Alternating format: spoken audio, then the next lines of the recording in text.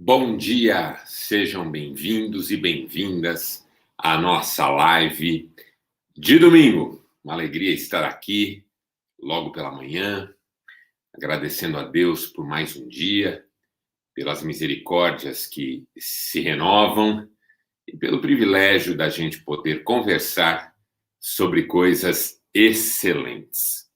Nosso tema hoje é fundamental. Como sair de uma crise de identidade? O que é identidade? É o que diz respeito a quem nós somos. E o que é uma crise de identidade? Quando nós já não sabemos quem nós somos, quando estamos em dúvidas a respeito de quem nós somos, quando entramos em conflito com quem nós somos. Isso pode acontecer com qualquer um, a qualquer momento da vida. E é por isso que nós precisamos falar sobre esse desafio. Como sair de uma crise de identidade. Tá certo? Já estão conosco a Lilian, Dona Marjorie, Mara Silvia, Luciano Catarinhucchi, Leonice, Mário Paes, Luiz Fernando Ribeiro, Dulce Vilar Garbellini, Salvelina Ferreira, Franciele, Álvaro, Lilian, Neide, Marie Claire, André Carnelose, Karen de Castro, Tereza Couto, olha só, um monte de gente entrando e se acomodando nesse nosso espaço que tem sido uma bênção para mim. E eu creio em Deus, tem sido uma bênção para você também. Hoje eu vou retomar o sorteio dessa Bíblia aqui. A Bíblia com Cristo no Cerrado. Essa Bíblia linda. Lateral dourada, marca-página, letra grande e o tema do Cerrado. Há muitos anos eu tenho uma parceria com esse ministério Com Cristo no Cerrado. Você pode acessar o site comcristonocerrado.org, as redes sociais, se você está aí no Instagram, no Facebook, na sequência já procure lá Com Cristo no Cerrado, clique para curtir, para seguir. É um ministério muito abençoado, que já distribuiu mais de 500 mil de mensagens em todo o Cerrado brasileiro para homens, mulheres do agronegócio, sejam empresários, profissionais, colaboradores, trabalho bem legal. E essa Bíblia, que é uma Bíblia comemorativa, que tem sido usada para evangelização, é a Bíblia que eu vou sortear aqui hoje. Mas quais os critérios para a gente sortear essa Bíblia aqui hoje? Primeiro, eu só vou liberar o sorteio quando nós chegarmos a 400 pessoas assistindo a live ao mesmo tempo. Tá certo? Então, você quer me ajudar e quer concorrer a essa Bíblia? Compartilhe essa live nas suas redes sociais. Se você está no Instagram, clique no aviãozinho e marque 5, 10, 20 pessoas para receberem o anúncio dessa live. Se você está no Facebook, compartilhe no seu feed. Se você está no YouTube, copie o link e cole nas suas redes sociais ou mande pelo WhatsApp, tá joia? Se nós chegarmos a 400, eu diminuí em relação à semana passada, hein? Semana passada eu estava cobrando 450, que era o nosso recorde. Como nós ficamos lá na casa dos 350, eu resolvi facilitar. Então, 400 pessoas, se a gente chegar hoje, eu libero o sorteio da Bíblia, e aí a Bíblia vai junto com o livro Maturidade e Liderança, e é capaz ainda que eu mande mais algum presente junto para quem for o sorteado de hoje. Mas tem que compartilhar, tem que curtir e tem que comentar. Qual é o comentário de hoje? O comentário para quem quer receber ou concorrer para receber a essa Bíblia precisa comentar a minha qualquer frase com a palavra identidade. Pode ser a minha identidade está segura em Deus, eu tenho uma identidade sólida. Você pode usar a sua criatividade, mas a frase tem que conter a palavra identidade, tá certo?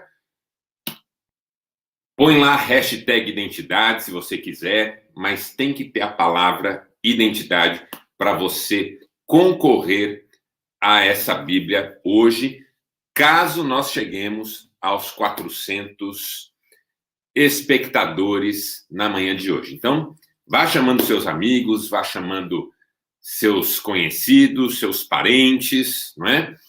A Leonice aqui já falou sobre identidade, a Edneia também já escreveu, já está todo mundo, a Luciana Pessoa também, já o Janilson, já está todo mundo que comentou com a palavra identidade se credenciando para o sorteio dessa Bíblia lindíssima, com alguns livros também que eu vou mandar junto, tá certo?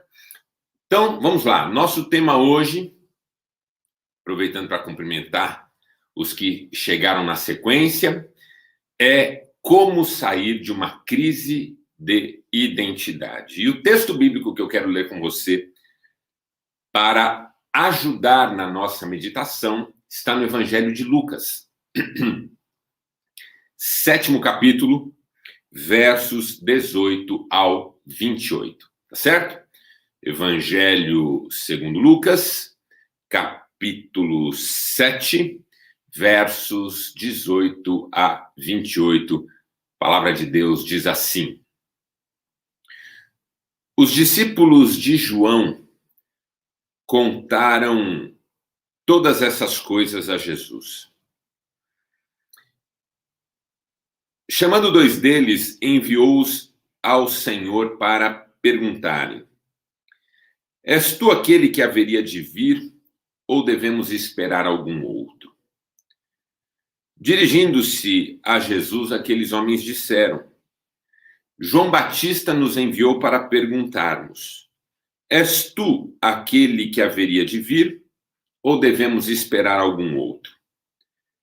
Naquele momento, Jesus curou muitos que tinham males, doenças graves ou espíritos malignos, e concedeu visão a muitos que eram cegos.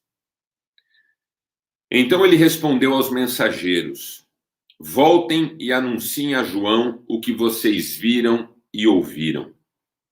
Os cegos vêm, os aleijados andam, os leprosos são purificados, os surdos ouvem, os mortos são ressuscitados e as boas novas são pregadas aos pobres. Feliz é aquele que não se escandaliza por minha causa. Depois que os mensageiros de João foram embora, Jesus começou a falar à multidão a respeito de João. O que vocês foram ver no deserto? Um caniço agitado pelo vento?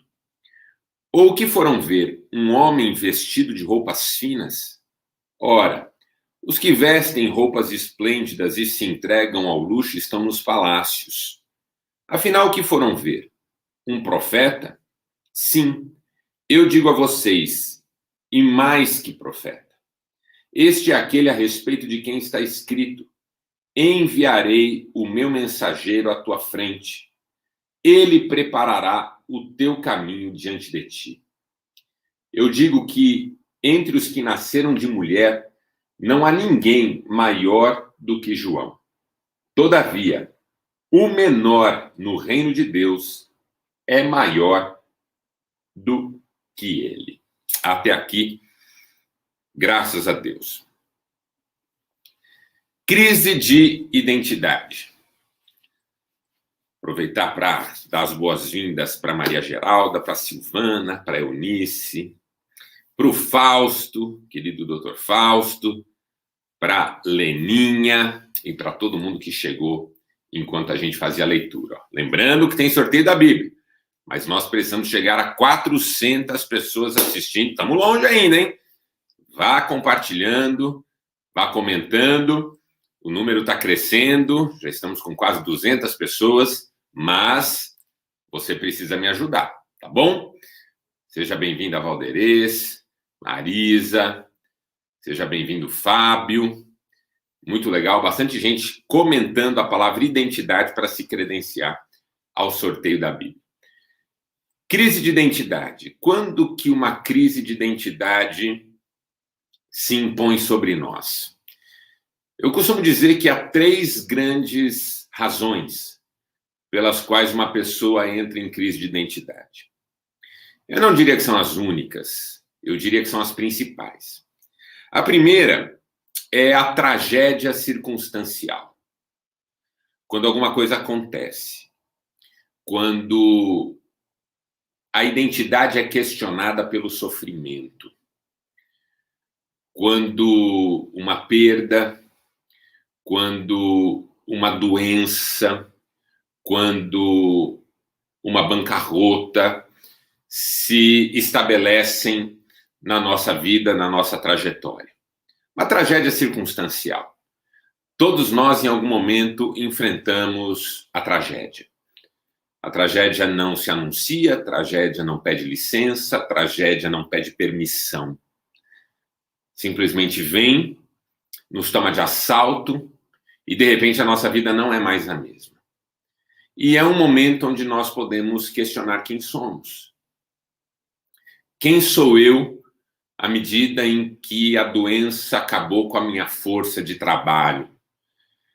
Quem sou eu à medida em que o que eu vinha construindo desmoronou? Então, a tragédia circunstancial, que pode nos sobrevir a qualquer tempo na vida, é um fator que nos lança, que nos precipita nessa dúvida sobre a nossa identidade. A segunda grande razão pela qual uma pessoa entra em crise de identidade é a ruptura relacional. Quando a nossa identidade é questionada pelo abandono, pelo distanciamento, pela solidão. Quem sou eu à medida em que meu casamento acabou? Quem sou eu se os meus pais me abandonaram? Quem sou eu se ninguém gosta de mim no trabalho, por exemplo, na vizinhança? Quem sou eu se mesmo na igreja que eu participo, que eu frequento, as pessoas me escanteiam, não me convidam para nada, ou de alguma maneira são indiferentes à minha presença?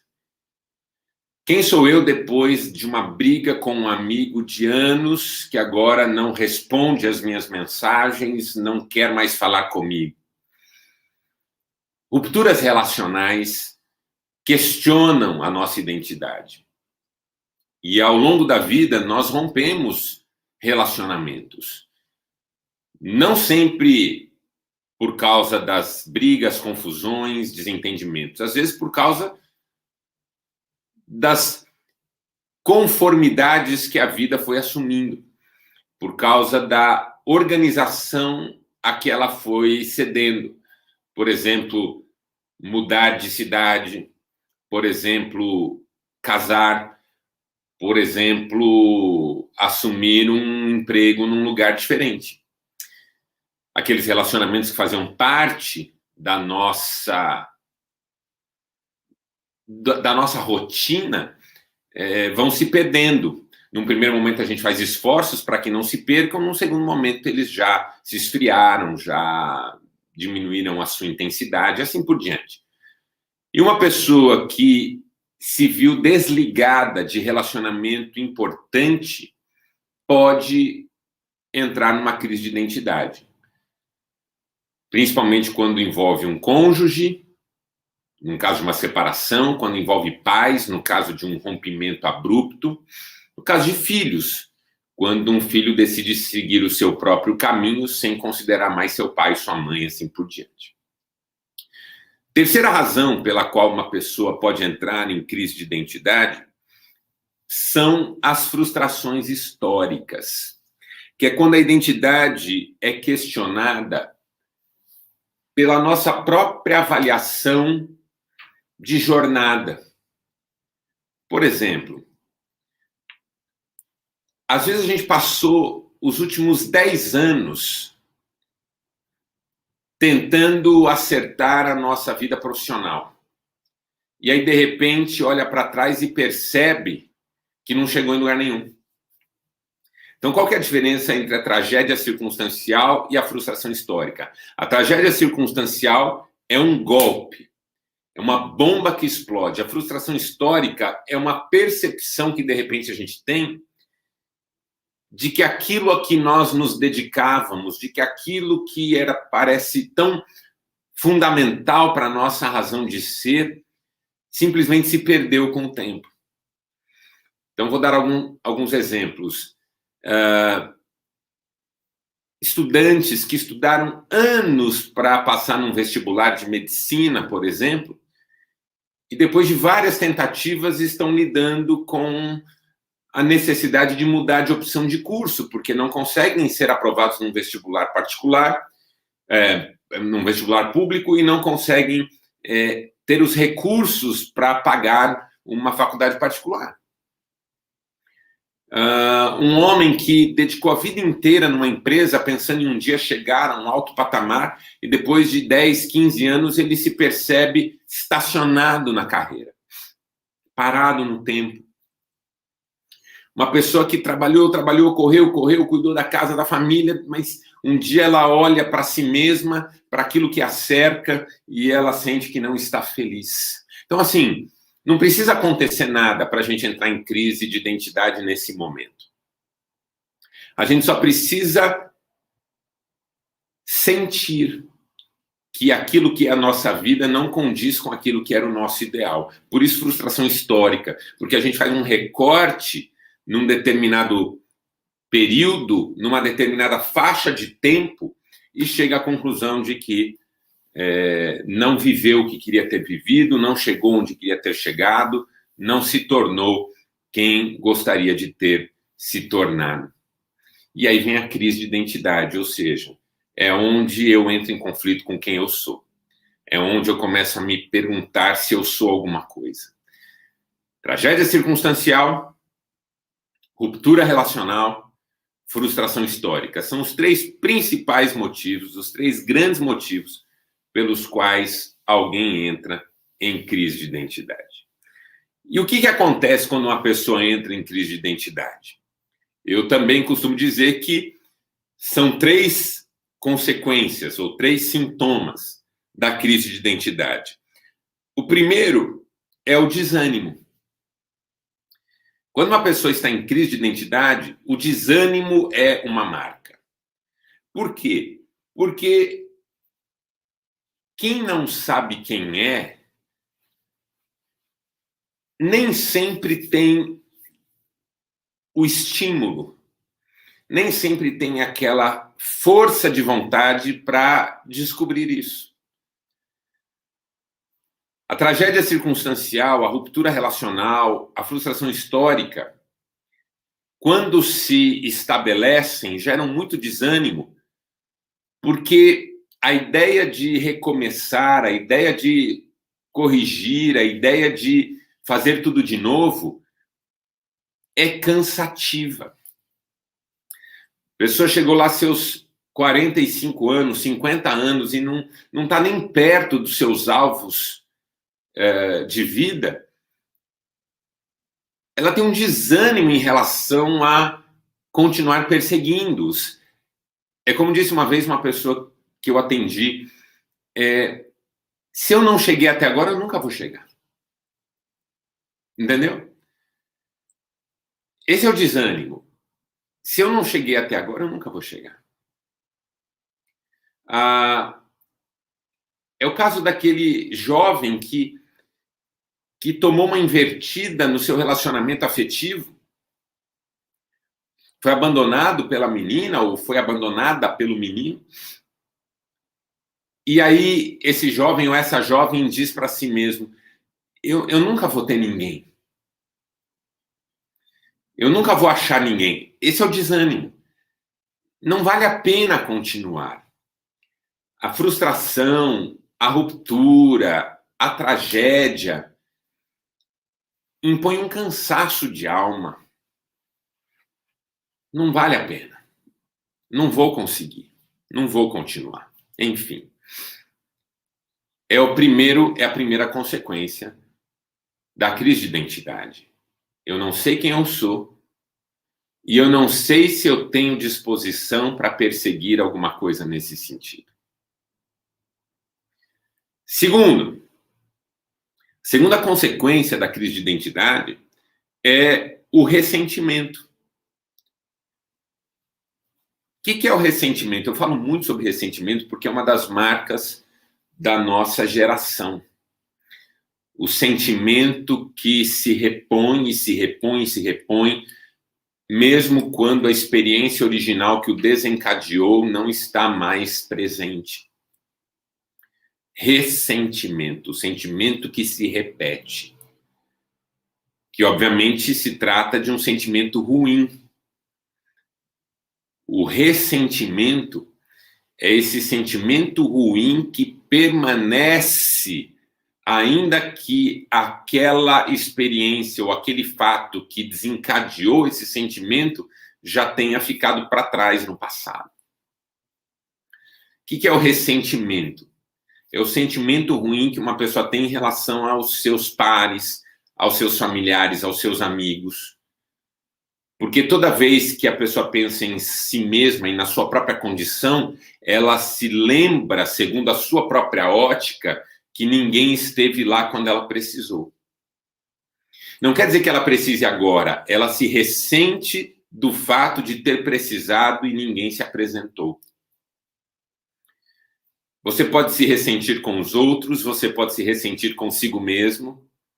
Gente ressentida consigo rumina muito decisões que devia ter tomado e não tomou, ou decisões que tomou, mas se mostraram decisões erradas. Ah, se eu não tivesse feito isso. É o que a gente chama também de melancolia, essa relação com um passado que abriu uma tangente na vida que se tornou um caminho de tristeza, de desgaste, de infelicidade. O ressentimento contra si mesmo é aquele fenômeno que nos faz desejar voltar no tempo e fazer tudo de novo e tudo diferente. E uma pessoa pode se ressentir até com Deus. Embora não é sábio, nem prudente, nem nada disso você se ressentir com Deus, é absolutamente possível e eu diria mais, é comum. Muita gente ressentida com Deus porque se sente abandonada, porque se sente desprotegida, porque se sente desgastada e assim por diante.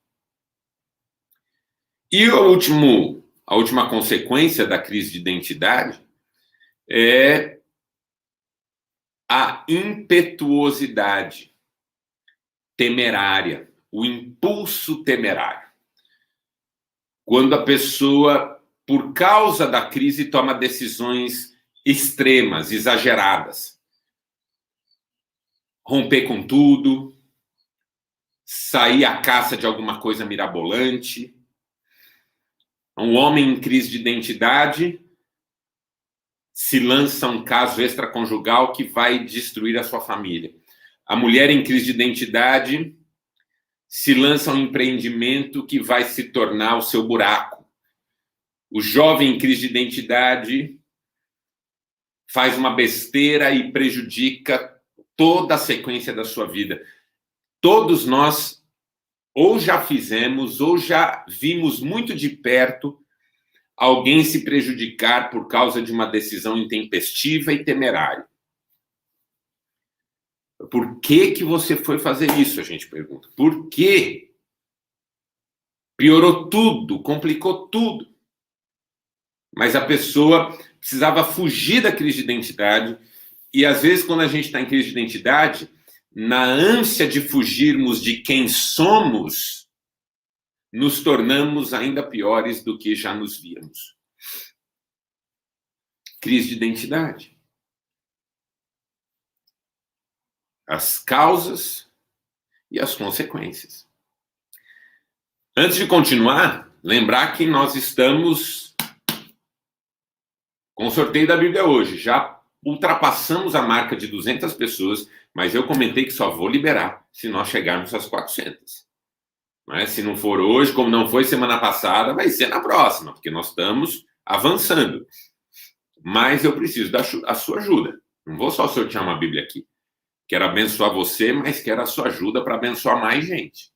Tá joia? Com essa palavra de hoje. Então, se você está comigo, chame mais gente para vir também. Que aí a gente chega na marca das 400 pessoas. Nós já chegamos a 450 aqui. E eu não vou sortear essa Bíblia com menos gente, porque senão nós estamos indo para trás e não para frente. Tá certo? Então me ajuda aí, chama mais gente. E, além disso, comente qualquer frase com a palavra identidade. Tá certo?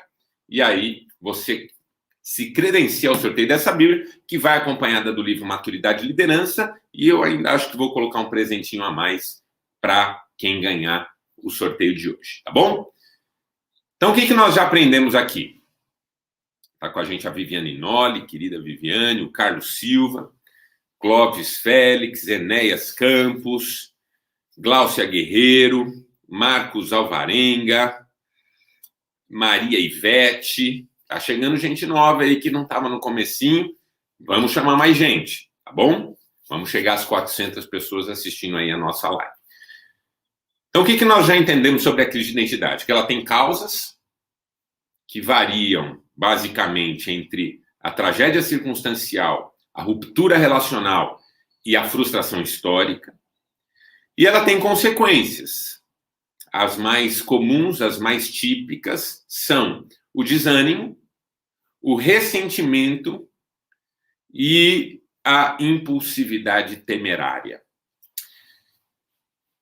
Por que eu estou falando sobre tudo isso e por que eu li o texto que eu li? Porque a história de João é uma história maravilhosa. E eu preciso aqui abrir um parênteses mais ou menos significativo para falar sobre isso. João foi, segundo as próprias palavras de Jesus no texto que nós lemos, o cumprimento da promessa de que o Messias seria antecedido por um profeta que o anunciaria. Voz do que clama no deserto, endireitai as veredas do Senhor. Ou seja, um profeta para preparar o caminho. Isso é muito forte, por quê? Porque significa que Jesus só podia ser o Messias à medida em que João fosse essa voz que clama no deserto. Porque não há Messias sem profeta que o anteceda. Não há Messias sem cumprimento da Escritura. Essa é uma característica do Messias de Israel. Ele não seria apenas um fenômeno histórico. Ele seria o cumprimento de um conjunto de profecias bíblicas que havia se tornado tão complexo, tão grande, tão detalhado, que muitos judeus, muitos de Israel já haviam desanimado a respeito da manifestação messiânica. Porque o Messias se tornou, com o acúmulo das profecias ao longo do tempo, uma figura praticamente impossível.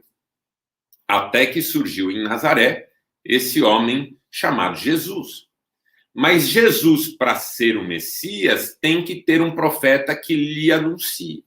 Porque isso é uma das profecias bíblicas. Essa realidade é uma das profecias bíblicas. Por isso que quando os fariseus perguntaram para Jesus, com que autoridade vocês fazem essas coisas? Jesus pergunta para eles, o batismo de João era do céu ou era dos homens? É como se Jesus dissesse assim, se vocês reconhecem quem era João Batista, vocês me reconhecem. Se vocês não reconhecem quem é João Batista, não adianta eu dizer quem eu sou. Espetáculo, né? Por quê?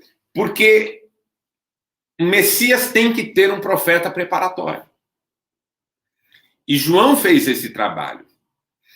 Né? Eis que vem depois de mim alguém que eu não sou digno de desatar as sandálias, ele anunciará o caminho. Eis o Cordeiro de Deus que tira o pecado do mundo. Então, João foi escolhido no plano da salvação para ser esse profeta que prepararia o caminho do Messias. Olha o privilégio.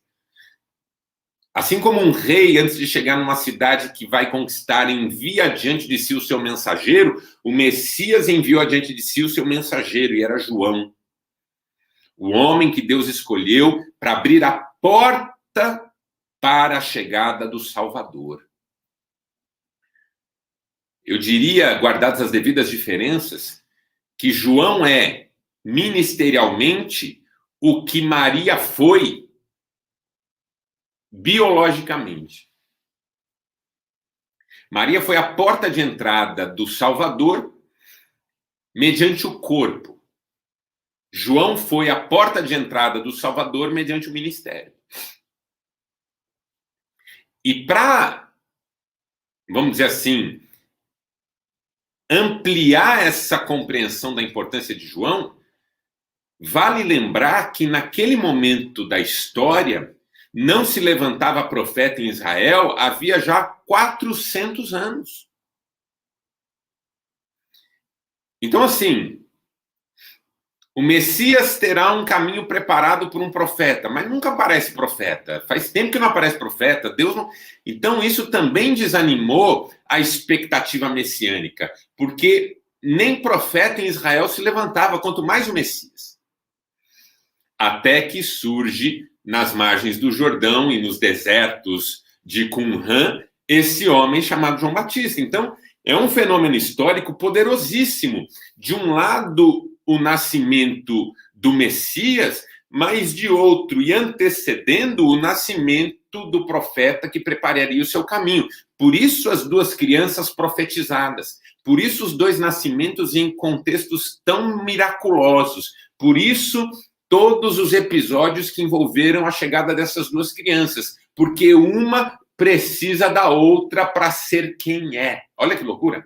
O Messias precisa da voz que clama no deserto para ser Messias. E a voz que clama no deserto precisa do Messias para ser a voz que clama no deserto. Identidades absolutamente conjugadas. João só é quem é porque Jesus é quem é. E Jesus só é quem é porque João é quem é. Historicamente falando. Não estou falando do ponto de vista da identidade divina de Jesus, mas da identidade histórica de Jesus. Porque Deus não pode descumprir a sua própria palavra. Então, a identidade de João é alguma coisa fundamental no Evangelho. Por isso, a pergunta de Jesus para os fariseus, quando eles perguntam sobre a autoridade de Jesus. Jesus não responde aos fariseus segundo a sua própria autoridade. Ele responde aos fariseus segundo a compreensão que os fariseus tinham de João. O que vocês dizem sobre João? O batismo dele era do céu ou da terra? Ah, não sabemos. Então eu também não vou dizer com que autoridade eu faço essas coisas, porque se vocês não sabem quem é João, não adianta eu falar sobre mim. Essa é a questão de Jesus. Então a identidade de João é alguma coisa das mais firmes no Evangelho. Só que ela entrou em crise. Por quê? Porque esse João que havia dito, eis o Cordeiro de Deus, que tira o pecado do mundo, esse João que havia dito, depois de mim virá aquele que eu não sou digno de desatar as sandálias, depois desse João ter dito para Jesus, eu te batizarei a ti, você tem que batizar a mim. Esse João foi preso e condenado à morte. E aí, enquanto estava preso, ele ouviu do que Jesus estava fazendo. E chamou alguns de seus discípulos e disse, vão perguntar para ele uma coisa. Se ele é quem haveria de vir, ou se temos que esperar outro. Olha a crise de identidade. Porque se ele não for quem nós achávamos que ele era, eu também não sou quem eu achava que eu era. Você percebe o drama de João? Se Jesus não for o Messias, eu também não sou o que eu passei a vida inteira acreditando que eu era. Então vão perguntar a ele se é ele ou se devemos esperar outro. A crise de identidade de João é tão forte que ele já não consegue mais se basear nas suas próprias convicções. Ele precisa dessa ajuda externa. Perguntem para ele. Gente em crise de identidade tem muita necessidade de ouvir essa palavra afirmativa, de ouvir essa palavra autorizadora do outro. Isso acontece com a gente no momento em que a nossa identidade começa a ser definida lá na infância. Lacan chamou esse fenômeno, ou descreveu esse fenômeno, através da sua teoria, o estádio do espelho, que fala desse momento em que a criança reconhece a si mesma, a sua imagem, o seu contorno no espelho. Porque quando a criança nasce, ela não faz distinção entre quem ela é e o que é o mundo à sua volta. A partir de uma determinada fase, de um determinado momento, a criança começa a distinguir entre ela e o outro. Ela descobre que a mãe é um outro, que o pai é um outro, que há outras pessoas e assim por diante. Mas ainda nessa fase, não necessariamente ela reconhece a si mesma. Então, quando ela está diante de um espelho e vê a sua imagem, ela acredita se tratar de uma outra criança. Até um dia em que essa criança, esse dia não pode ser previsto, definido, estabelecido, mas há um dia em que essa criança olha no espelho e pela primeira vez se reconhece. E quando ela se reconhece, em geral, e essa é a tese de Lacan, ela olha para quem está com ela, para o cuidador, para a cuidadora, para o pai, para a mãe, para quem quer que seja que está com ela, como que esperando uma palavra afirmativa autorizadora, que sempre vem. Porque a gente, quando mostra uma criança para si mesma no espelho, à medida em que ela se olha, a gente diz, é você, é você. E quando a criança saca o que isso significa, ela é tomada de um êxtase, de uma excitação, de um prazer, como Lacan diria, de uma espécie de gozo. Sou eu. E desde esse momento, a criança e depois o jovem, depois o adulto, nunca mais deixará de se reconhecer no espelho. A exceção quando há uma doença psíquica grave, como a esquizofrenia, ou em casos extremos de dependência química, alcoólica e assim por diante. Então, essa palavra que nos foi dita lá atrás, é você, você é esse aí, ó, com esses contornos únicos, esse olhar que você lança sobre o seu próprio olhar do outro lado dessa tela que a gente chama de espelho, esse aí é você, é a sua identidade inicial, porque o seu contorno é o seu limite, é o que difere você do resto. Você, quando se olha no espelho, sabe onde você começa e onde você termina. Então, é a base da identidade, a relação com o corpo, é a questão imaginária de Lacan, esse contorno. Só que isso, do ponto de vista emocional, vai ser questionado quando a tragédia vier, quando a ruptura vier, quando a frustração vier. Quem sou eu? Eu achava que eu sabia quem eu era. E agora, aos 20 anos, aos 30 anos, aos 40 anos, aos 50 anos que seja, aos 80 anos que seja, eu preciso dessa voz que me diga, é você. É você. É o que João está precisando. Perguntem para ele se ele é ele, ou se devemos esperar outro, porque se ele disser que ele não é ele, eu também não sou quem eu achava que eu era. E aí os discípulos de João vão perguntar para Jesus, escuta, és tu quem haveria de vir ou devemos esperar outro? João está em crise, porque ele está preso, foi condenado à morte. Essas coisas questionam a nossa identidade.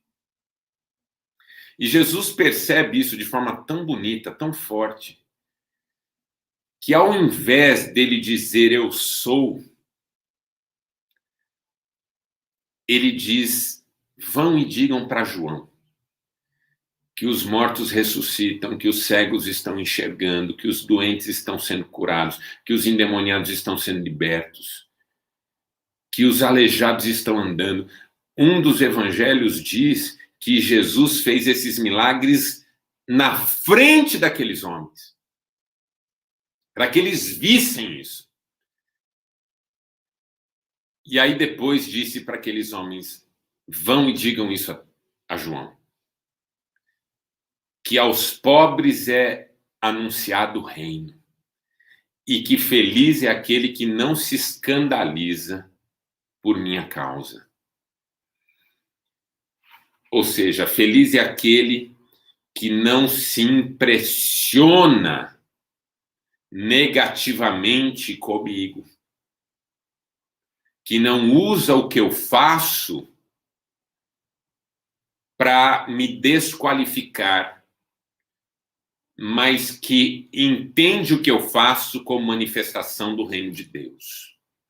O que Jesus está fazendo é dizendo para os discípulos assim, não vão apenas dizer para João que eu disse que eu sou quem eu sou, porque João está em crise de identidade, e quem está em crise de identidade acha que todo mundo está. E esse é um detalhe. Quem está em crise de identidade acha que todo mundo está. Se você for lá e disser para João, ele respondeu que ele é quem é, João vai dizer assim, mas será? Mas será? E se ele também estiver errado? Porque João está em crise sobre si mesmo.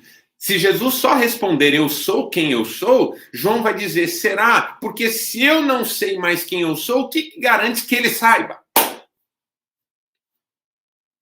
E aí vem a primeira lição poderosíssima que esse texto ensina. Poderosíssima. Jesus diz, vão e digam a João que eu sou quem eu sou, não porque eu disse que sou quem eu sou.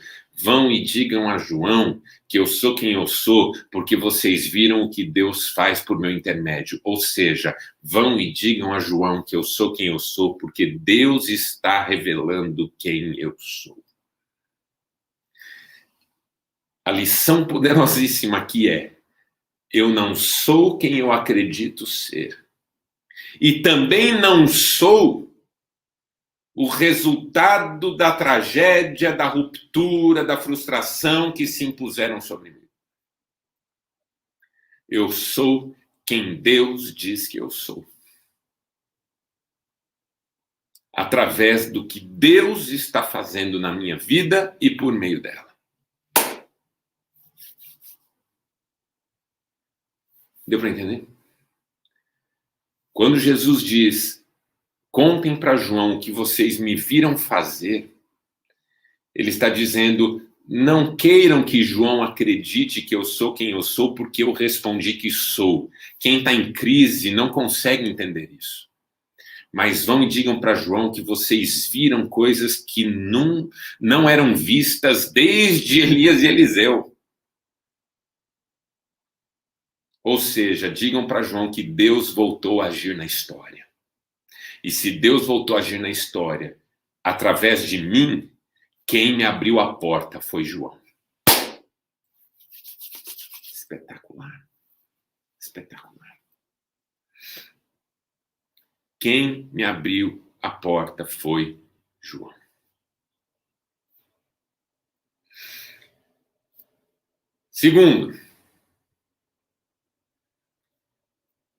Segunda lição poderosa que nós aprendemos aqui é a seguinte.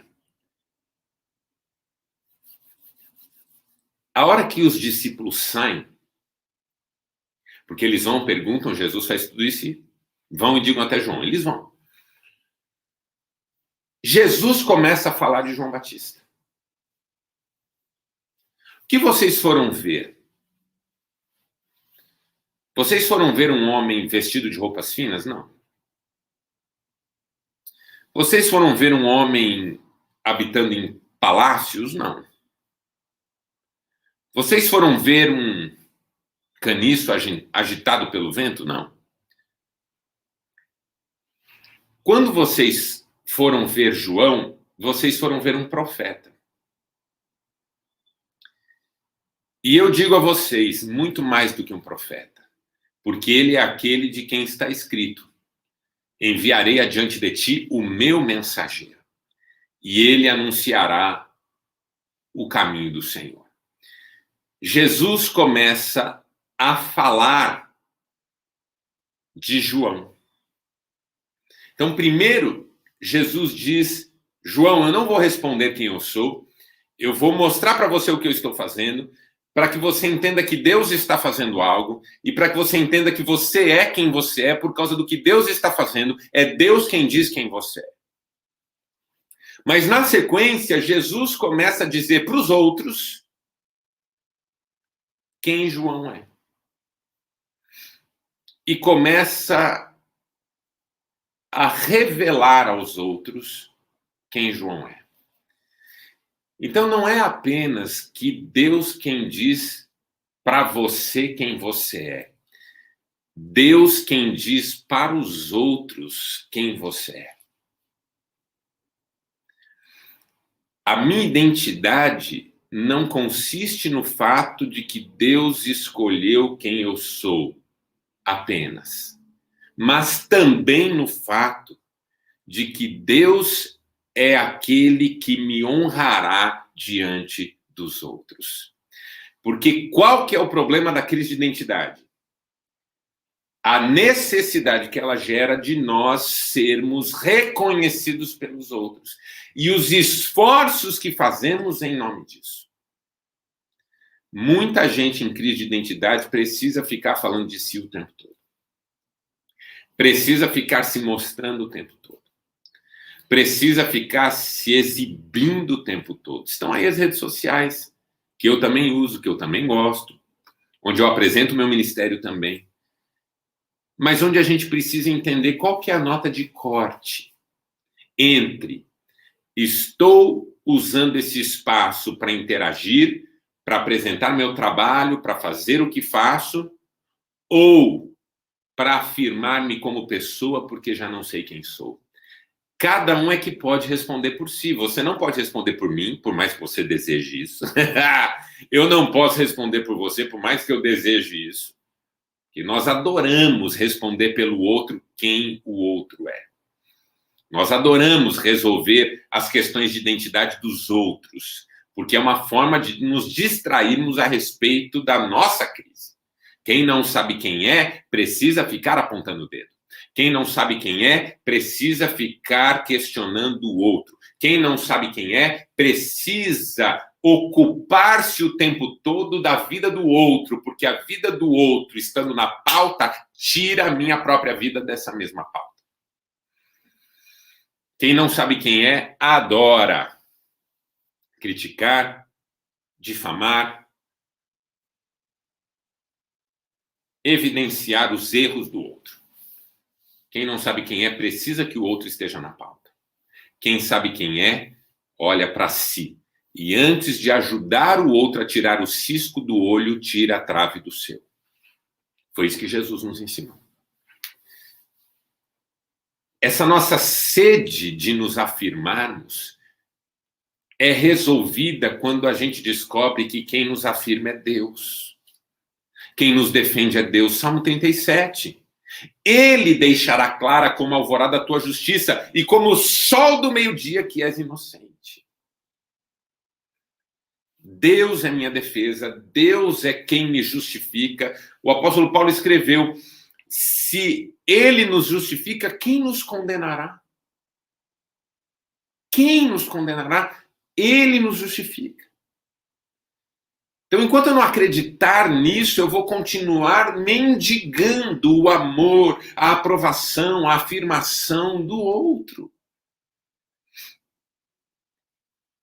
É Deus quem faz. É Deus quem faz. É Deus quem faz. Então, vamos lá. Primeira lição poderosa que eu aprendo para superar a minha crise de identidade é reconhecer que eu sou quem Deus diz que eu sou.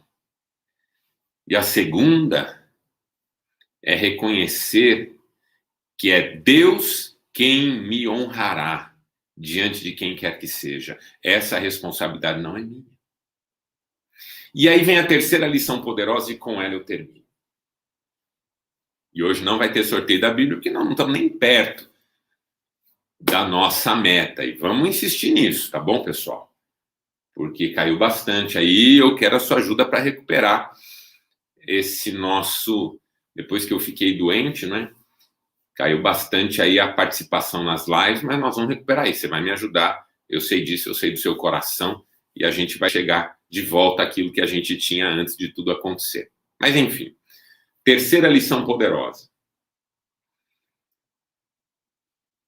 Jesus, depois que fala que João é mais que um profeta, porque ele é o mensageiro que anuncia o caminho do Messias, ele diz assim: entre os nascidos de mulher, ninguém é maior que João. Mas entre os que participam do reino de Deus, todo mundo é maior do que ele. O que Jesus está dizendo? Jesus está jogando fora tudo que ele fez?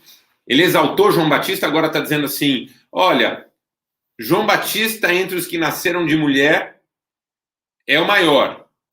Mas no reino, qualquer um é maior do que ele. Jesus está diminuindo João? Não, Jesus está dizendo uma coisa muito legal. Jesus está dizendo assim, até hoje, o reino era étnico, nacional. Era uma simbiose com Israel. Até hoje, o povo de Deus era um povo cuja participação nele se dava pelo nascimento, segundo a carne. Então, o que eu quero que vocês saibam é que, quando vocês olham para esse reino histórico de Israel, que produziu gente como Davi, como Moisés, como José, como Daniel, olha os caras que eu estou falando aqui. Ninguém é maior que João Batista. Ninguém. Ninguém. João Batista é maior que toda essa turma aí. Olha o que Jesus está dizendo. João Batista é maior que Moisés. João Batista é maior que Daniel. Entre os nascidos de mulher, ninguém é maior que João Batista. Ninguém é maior do que ele. João Batista é da estatura ou até mais elevado do que todo esse povo que já passou no reino de Israel. Só que agora começou um novo reino. Ou uma nova fase do reino. O reino agora está estendido a todos. Não é mais uma questão da carne, é do espírito. Quem é nascido da carne é carne, mas quem é nascido do espírito é espírito. O tempo é outro agora. O reino não é mais dos que o tomavam à força. O reino agora é o reino do espírito, daqueles que recebem de graça. E nesse novo modelo do reino, qualquer um é maior que João. Sabe por quê? Porque agora não é mais uma competição entre homens, mas é uma vida no Espírito. E quem vive no Espírito é do tamanho que o Espírito lhe faz. E se eu vivo no Espírito, eu não sou menor do que ninguém. E todos os que vivem no Espírito são do mesmo tamanho que eu, porque quem é grande e faz toda a diferença é o Espírito. É isso que Jesus está dizendo. Que entre os nascidos de mulher, ou seja, à medida em que o reino era uma questão de nascimento, João Batista é tão grande quanto qualquer outro, porque ninguém é maior do que ele, e ele é maior do que um monte de gente. Mas agora que o reino é do Espírito, qualquer um dentro do reino é maior do que qualquer um que tinha que fazer os seus esforços para ser quem se tornou. Não é que Jesus está diminuindo João. Ele está fazendo uma coisa comigo e com você. Dizendo que a gente vence a crise de identidade. vivendo no Espírito? Essa é a grande questão de Jesus aqui. A gente vence a crise de identidade vivendo no Espírito. Primeiro, lembrando que a gente é quem Deus diz que a gente é. Segundo, lembrando que os outros saberão quem somos por meio de Deus e não por nosso meio. Seja outra boca que te louve. E terceiro, que nós seremos o máximo que podemos ser no Espírito e não por nós mesmos. Isso tira dos ombros o peso, isso tira dos ombros a carga, isso tira a pressão. Não sou eu quem vou me fazer a mim mesmo. É Deus quem me fará ser tudo que eu posso ser no Espírito Santo. No Espírito Santo. Qualquer um no reino, nesse novo reino, nesse reino de Deus, é enorme, porque não se trata do seu tamanho, mas do tamanho do Espírito Santo em você. Por isso, quanto maior a ação do Espírito em você, mais parecido com Jesus você fica. Mais parecido com Jesus você fica. É isso. É isso. Amém, pessoal? É assim que vence crise de identidade. É assim que vence crise de identidade. Espero ter ajudado você a pensar a sua vida. Bastante gente está elogiando aqui. Glória a Deus, que bênção. Uau, que palavra. É de arrepiar. Glória a Deus, glória a Deus. Glória a Deus. Amém, amém, amém. Muita gente aqui, com certeza. Isso é o avivamento. É para aplaudir em pé. Que legal. É muito bom receber o carinho de todos vocês. Deus abençoe. Obrigado pela atenção de todos nessa manhã de domingo. Obrigado pela audiência. Eu sei que você me ajudou a gente chegar nas 400 pessoas hoje. Chegamos a 300. Vamos melhorar isso, tá bom? Para a gente poder alcançar mais gente.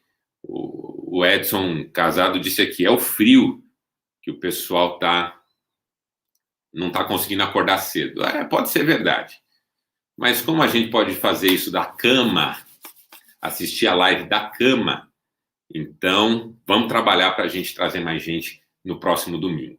E eu vou voltar com o sorteio no próximo domingo, com certeza. Tá bom? Um abraço a todos. Aracaju, manda um abraço para Aracaju. Deus abençoe, povo querido de Aracaju. Tenho amigos muito queridos lá. Valeu pela audiência. Um abraço para todos que acompanharam essa nossa live. Obrigado pela atenção, obrigado pela companhia. Excelente domingo e até quinta-feira, quando estaremos juntos novamente, se Deus assim nos permitir. Tchau!